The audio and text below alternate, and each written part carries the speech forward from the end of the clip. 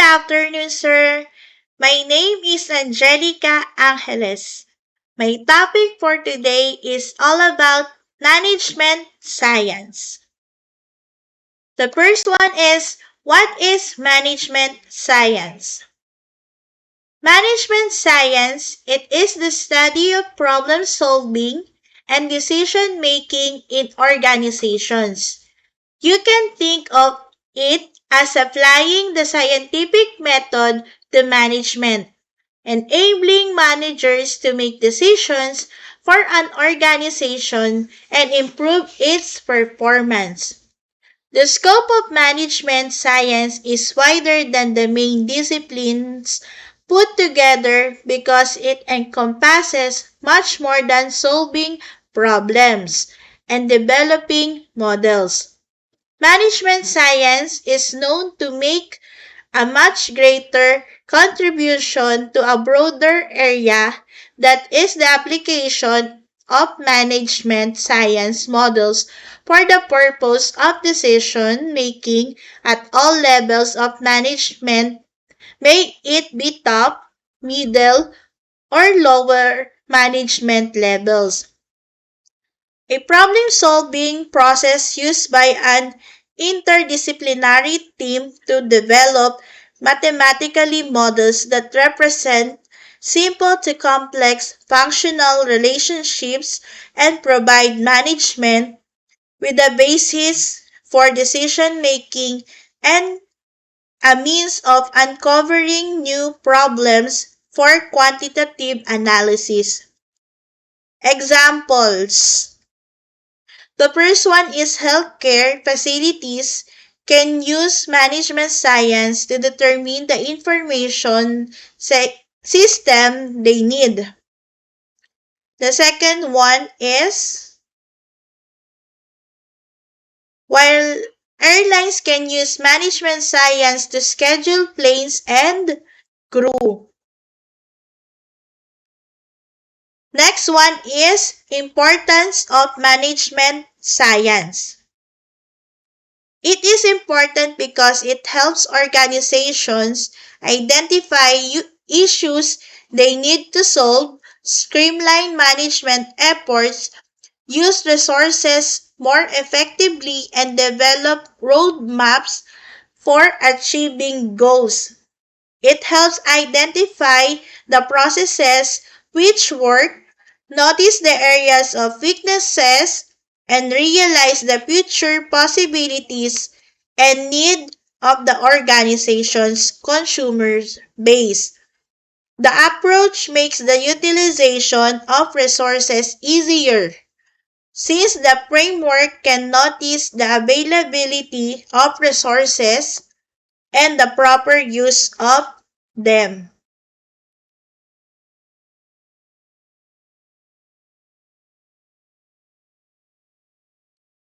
Next is management science approach. It is a type of organizational environment theory.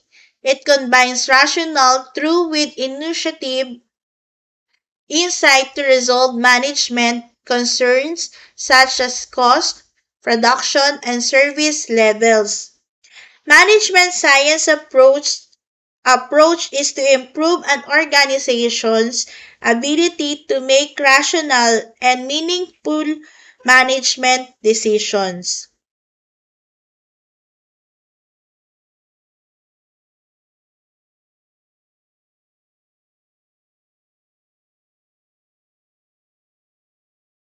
The next one is importance of management science for business. It uses various scientific research-based principles, strategies, and analytical methods including mathematical modeling, statistic, and numerical algorithms, and aims to improve an organization's ability to enact rational and accurate management decisions by arriving at optimal or near optimal solutions to complex Small business owners and managers can use the management science approach to design specific measures that identify and evaluate the effectiveness of certain processes or decisions. For example, they can develop basic computer applications that can help predict and analyze some management issues that may arise at various levels of the organizations. The Management Study Guide recommends that managers use the techniques and tools of this quantitative approach to management to plan, organize, lead, and control operations within the workplace. For the company, the approach can result in increased production, industrial peace, and benefits of specialization. Conversely, workers might be more motivated and experience improved working conditions because the approach focuses on maintaining clean and safe work environments and involves differential wage system. The next one is applications of management science are abundant in industries such as airlines, manufacturing companies, service organization, military branches, and the last is an environment. Management science has contributed insights and solutions to a vast range of problems and issues, including scheduling, airlines, both planes, and crew.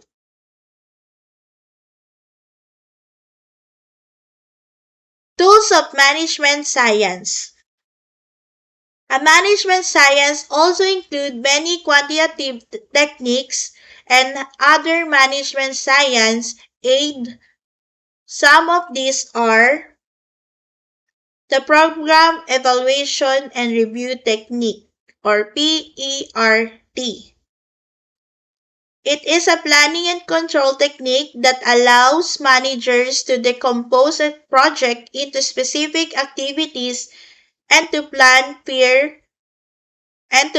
far in advance when it is to be completed.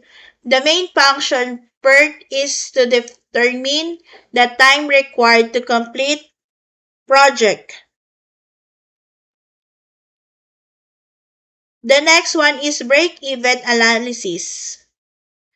Break-even analysis, it helps managers determine how many units must be sold before a product is profitable. The third is linear programming, used to determine the best way to allocate resources to achieve some desired objectives. It is also used in different precedents of product mix, oil refinery operations, capital budgeting, advertising, media assignments, etc.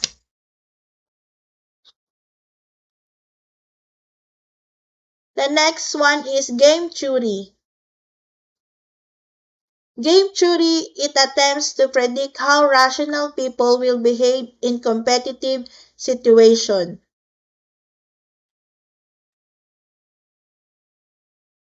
A, a theoretical framework for conceiving social situations among competing players. It provides a systematic approach to decision making in competitive environments and a framework for the study of conflict. This is the branch of mathematics that is used for the analysis of different strategies that deals with a competitive situation where the case of the outcome of the participant's choice and his actions depends entirely on the actions of the other participants. For example, game theories attempt to describe how competitors will respond to a price increase, the introduction of a new product, or a new advertising campaign.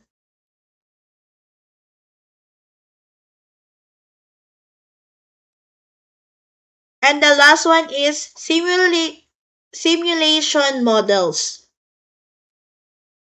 Simulation models are mathematically representations of the relationship among variables in real-life organization situations. These simulation models are used for the purpose of analysis of complex systems which do not yield result by the use of others' model.